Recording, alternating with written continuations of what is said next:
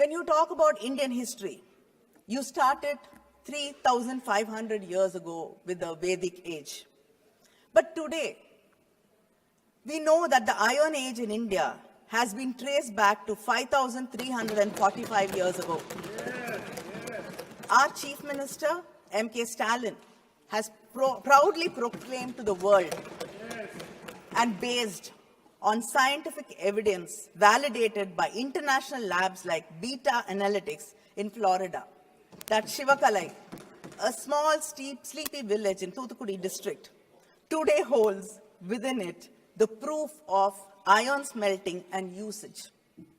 This is the oldest finding in India till today. The union government till today has not even commented about this finding,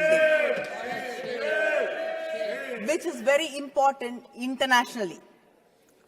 When you exclude this truth, you just not only exclude us, but you are excluding yourselves from the great legacy of Dravidian civilization. The proponents of Hindutva ideology have this question: who is an Indian and who is not? V.D. Savarkar came up with an answer many years ago. A loyal Indian is one who is attached to the geography of India, who is born in India, and whose religion has indigenous roots.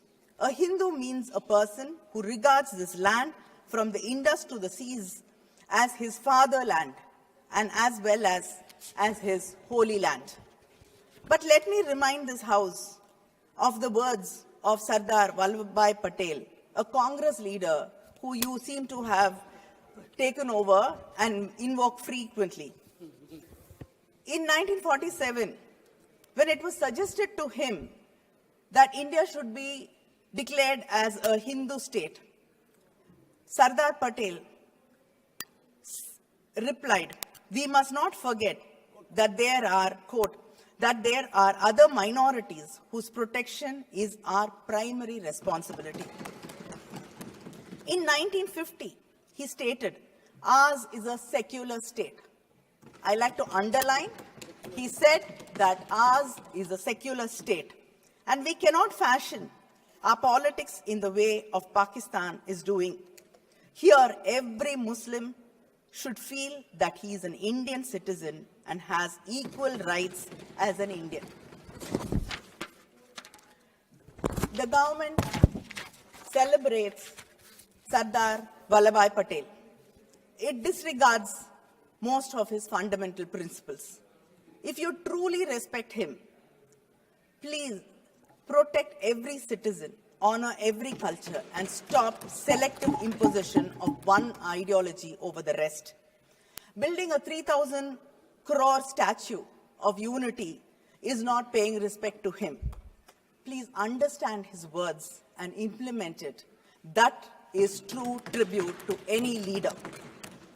But this government ensures in every possible way that the minorities of this country do not feel comfortable. They are kept on edge and feel like outsiders.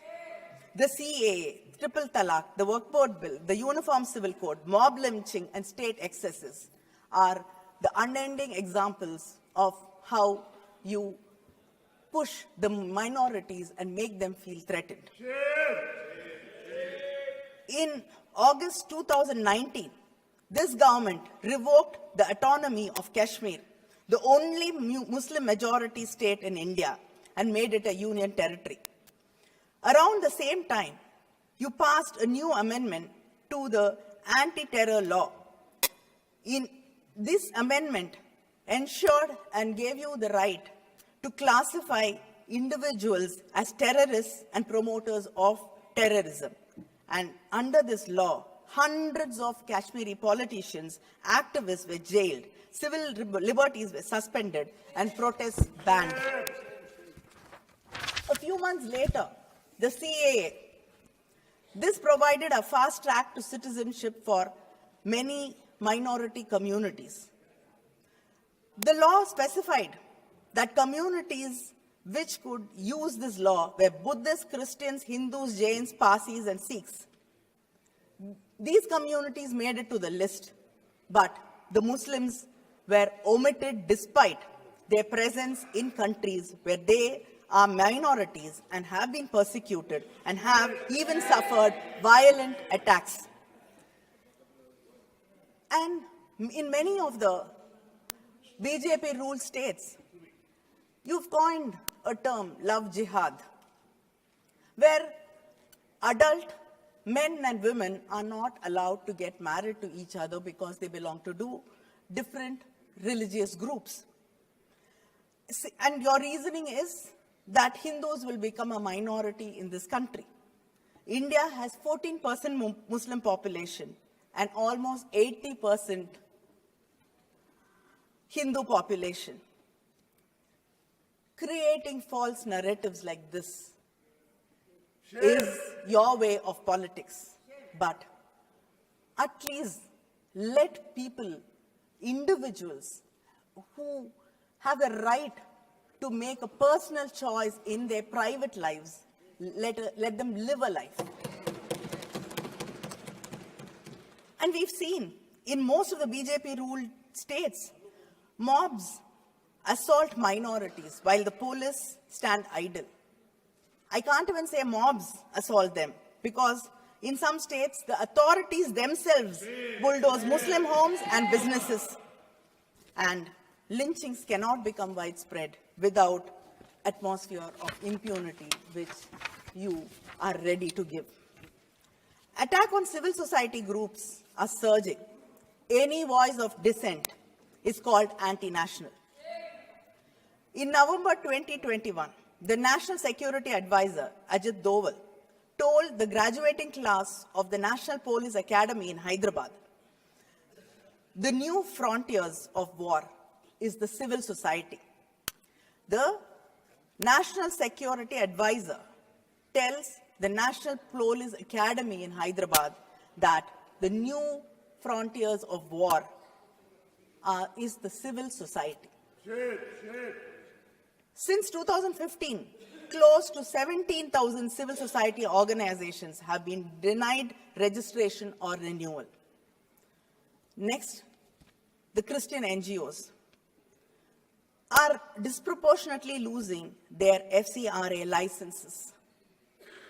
Out of the 2,257 NGOs who've lost their FCRA licenses, 1,626 are affiliated with Christian social programs.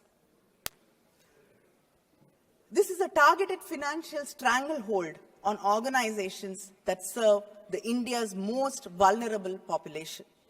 The Christian community, which constitutes around 11.54% of the total religious population, operates 72% of all religious minority schools in India, and over 5,000 hospitals in rural places. But still, you do not want them to help the marginalized, the underprivileged. Attacks on Christian organizations and churches have escalated over the years, with Uttar Pradesh emerging as the hotspot. This government campaigns under the banner Sabka Saath, but seems to be unable or unwilling to safeguard its minorities and failing its marginalized Indians. The Honorable President, in her address, mentioned about the spirit of Sabka Saath, Sabka Vikas, Sabka Vishwas, Sabka Prayas. I got a copy of the English translation of the President's speech. And when I got the copy, I was very confident that I will be able to read through it without anybody's help or support. But I was mistaken. Even to get through one page, I needed help of translators, because this speech has been studded and sprayed liberally with Hindi and Sanskrit phrases, which happen to be the names of schemes or the policy of the ruling government, which is in slogans. So, how can you talk about we together if even translations do not include us, and they are excluding us. And the president, and I think honorable speaker from the BJP also spoke about the Kashi Tamil Sangamam and the Saurashtra Tamil Sangamam. You remember all these only during elections. Okay, but let us leave that alone. But for you, Tamil seems to start in Kasi and end in Gujarat. But it is a living language. I'd like to ask, if you really care about, you quote Tirukural also, and I think that only mention of Tamil Nadu or anything Tamil in the budget was Tirukural. Nothing apart from that. So, between 2014 and 2022, the union government has allocated 74 crores for the Central Institute of Tamil Nadu, in Tamil Nadu. Whereas it has allocated to the Central Sanskrit University 1,487.81 crores. We don't have staff in the Central University. We do not have epigraphists to decipher Tamil inscriptions.